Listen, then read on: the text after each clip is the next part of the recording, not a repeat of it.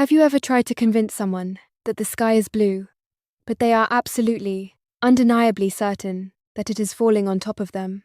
Imagine that level of conviction, but applied to their own physical safety. It is a terrifying concept. We trust our brains to show us the world as it is, but what happens when the brain becomes the ultimate unreliable narrator? When it builds a perfect, inescapable prison of paranoia? That is exactly what we are unpacking today.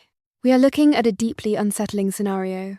Watching someone you care about slip into an acute mental health crisis, specifically severe psychosis, while living far from home as an expat.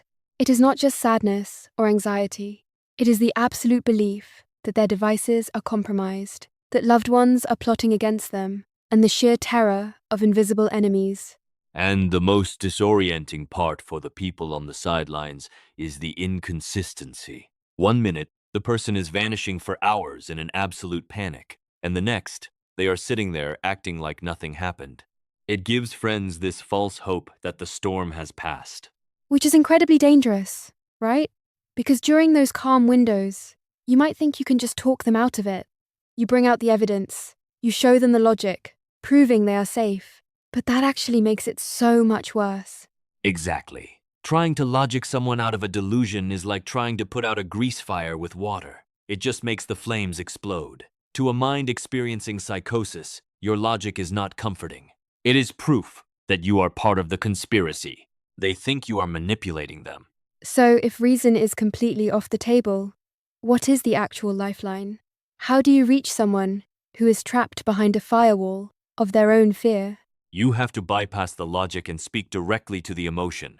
You do not validate the delusion, but you absolutely validate the terror. Saying something as simple as, "I can see how scared you are right now, and I am here to keep you safe."